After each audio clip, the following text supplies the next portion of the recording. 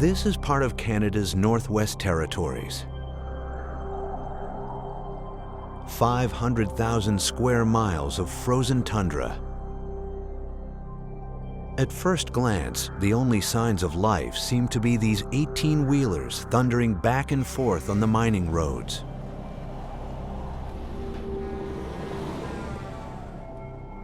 This piece of northern Canada is rich with diamonds, crude oil, and natural gas, resources valued at over $2.25 billion. It's also home to a little-known Indigenous people still living off the land. This net hole has been passed on. The elders told us to set a net here more than 50 years ago.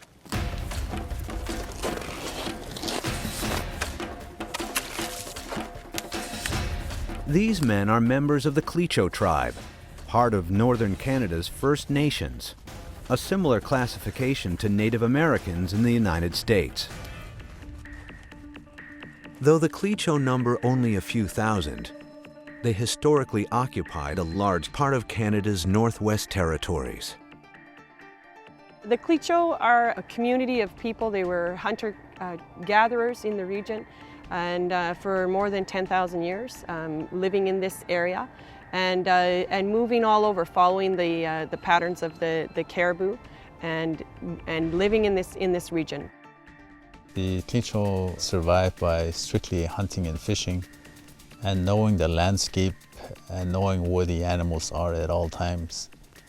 And it meant a lot of moving around, moving from camp to camp and hauling the minimal stuff that you need to survive with. As people pursued their daily activities of subsistence, moving in concert with seasonal resources, caribou and fish, they would do so by walking, traveling by birch bark canoe or by dog team in winter. And children, of course, would be educated and socialized through that process. So in a way, knowledge is mapped onto the landscape and children are educated through travel. The Tlicho remained a nomadic people well into the 20th century. But in 1920, oil was discovered in their territory, sparking interest from speculators and leading to a turning point in their history: contact. Contact means that we were discovered, and after being discovered,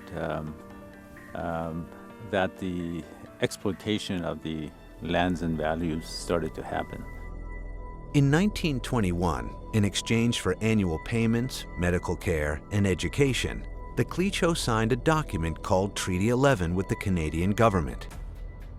In return, this free-roaming people moved into government communities, giving up the majority of their land to industrial exploitation. The relationship with the government of Canada was more of corralling the masses of people so that they would become part of the greater Canadian society, to abide by those laws and the standards of living. This led to an increasingly Western way of life. Worried that they might lose their traditional values, the Tlicho fought to renegotiate the agreement in 1992.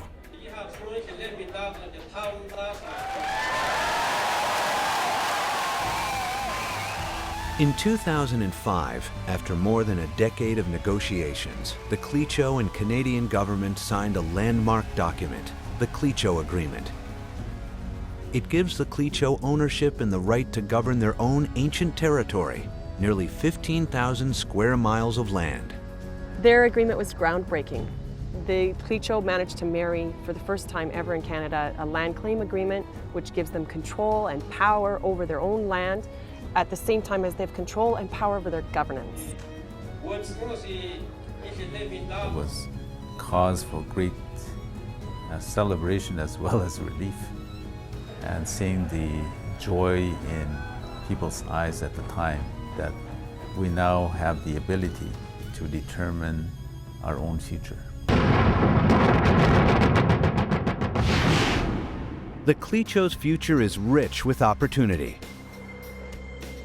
The North is known essentially as the cradle of the diamonds which exist throughout North America, essentially. And there's a phenomenal resource within the area that the Tlicho people traditionally used to occupy. We have 3 operating diamond mines very close to our lands that we've selected, and a 4th one coming on stream. So there's great potential for mining companies to come forth and make agreements on employment, business opportunities, as well as the enhancement to education. This new revenue is being used to provide for the Tlicho communities and support a simple philosophy: strong like 2 people.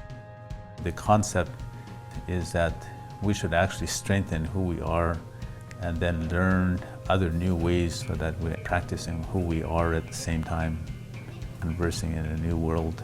Oh, Canada,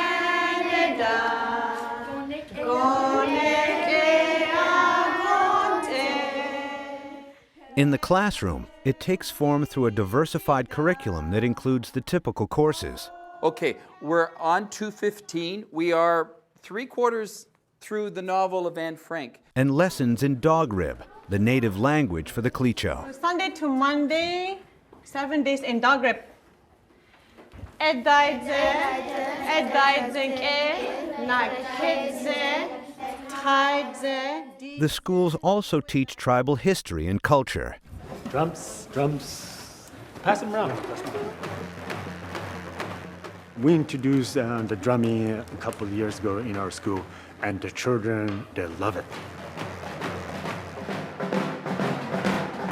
But only so much can be learned indoors. Each year, the Tlicho youth take part in caribou hunts and the Trails of Our Ancestors canoe trip.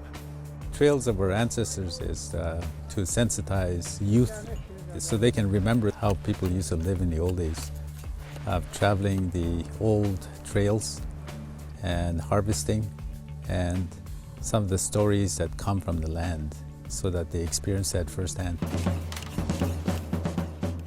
We know that we're in a point of our own time where we still have access to elders who have lived the traditional life of sleeping on the land, sleeping in the environment, surviving in the environment themselves. At the same time, we have a generation of younger people who have grown up in the Western culture.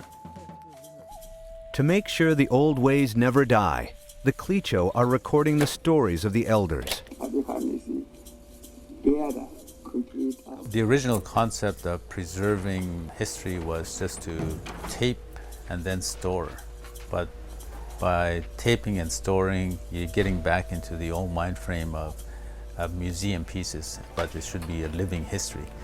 And so the idea is just to take them off the shelf and make it accessible to anybody, anywhere who wants to explore their own histories through the eyes of the people before them. The Tlicho have experienced dramatic change in the last century. You think of an elder today who's 80 or 85 years old. That person would have grown up in a world where they were born and raised on the land. They traveled in concert with the seasons, hunting caribou and fishing.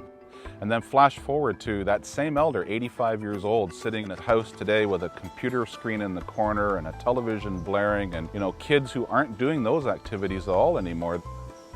And so all of a sudden, the Tlicho in the course of one elder's life have gone from being a mobile hunter and gathering people on the land to being part of the global economy.